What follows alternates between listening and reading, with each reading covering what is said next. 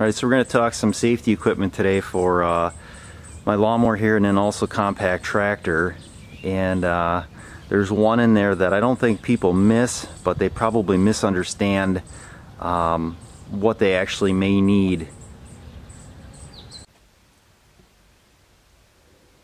Okay, so in the way of safety equipment or PPE, whenever I'm cutting grass I always like to use the earmuffs here. It has built-in radio, works good for keeping down the decibels of the lawnmower. I got prescription safety glasses I wear because there's a lot of grass that flies around. I end up getting that in my eyes if I don't have side shields on. Also, you want safety glasses for any type of flying debris that the mower may kick up. Hat's really not a safety thing, but I wear it because one, it'll keep the sun out of my eyes, and if the bugs are really bad, they'll fly at your head. And it's just kind of a nuisance. Instead of having to put on some sort of spray or something, I'll just wear a hat. I also wear gloves when I cut lawn, just because these have like a pad in the palm, and it just works better because otherwise your hands kind of get chewed up if you do a lot of spinning on the steering wheel and stuff. I wear safety boots usually when I cut grass down at the plant, depending on the temperature. It's just good to have a safety boot. I use those whenever I'm using the 3025E John Deere compact. Also when I'm using the chainsaw, I'll wear those as well. Obviously any type of chainsaw I do, I'll wear the chaps here, and these are UL listed, made in the United States.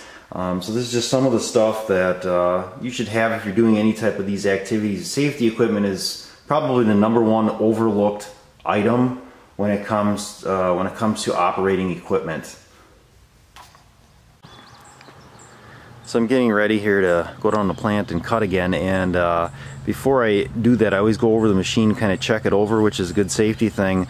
But specifically with lawnmowers or even compact tractors, is to get any type of dry grass. So this lawnmower will just be covered up in here with all sorts of dry grass, leaves, and that type of thing.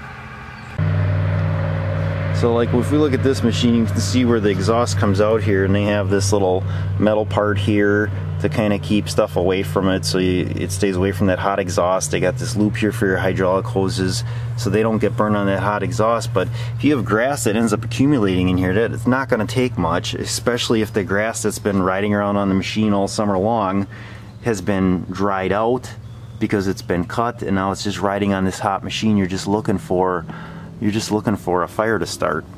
So you're going to want a decent way to put that out, and it's overlooked. It's not a fun subject to talk about. There's nothing interesting. You're not operating or anything like that, but it's a very quick way to lose a very costly machine if you don't have the proper safety equipment to go along with it. So this is what I got off of the lawnmower here. I used a leaf blower and some compressed air to blow it out. You can see that's a lot of dry grass. It's just ready to ignite. I've seen quite a few videos on YouTube where guys will go through their compact tractors or lawnmowers, and they got these little itty bitty, I want to call them cute, fire extinguishers on their tractors, and they have like a plastic top. It's not a metal top on them, which I was told those aren't really good for anything. They don't keep their pressure. They lose pressure over time. And I was told that by a firefighter, and I'm not sure that a fire extinguisher that size is going to have enough material in it to actually put out a fire. Alright, so these are 3 here that I usually have around the house, and I'll take one of these down to the plant just so that I have one with me. I probably should get like a dedicated one, maybe to either keep in the truck, or maybe you know, I could mount one to the tractor. It kind of gets in the way, and if you need it, then it's right there. But this way, at least I know there's one that's within the immediate area that I'm working, not like back at the house or, you know, miles away. So these, like I said, these are the high quality ones here. These aren't, they're not cheap. These are usually what you would see in businesses or commercial applications here. And these have a metal top up here, so you'll see like those little tiny ones, and then they'll have like, this is all plastic on top. So I was told that those are prone to leak and they're not really worth it. Now, I've talked with 2 different firefighters, and when I ask about like getting another one like this from our department here in town, they said, "Oh, just go to the store and buy one." And I said, "Well, don't those plastic top ones have some issues or anything?" "No, they're fine." I'm like, okay. But when I talked to the department where I grew up, they recommend these.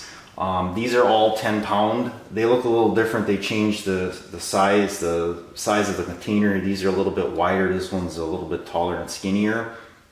The one on the end here doesn't have a hook because I keep that one in my classic car or whatever, just so I have one on hand.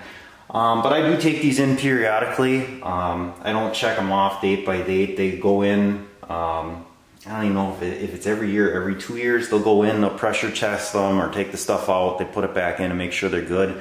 If they're not, then they'll upgrade it. Like this is a new one here because one of these other ones was out of date.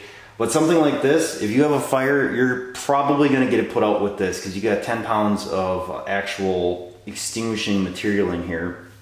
And these are designed for A, which is like wood or paper burning, B, which is gasoline, oils, that type of thing, liquid, so that's important, and it's also good for electrical.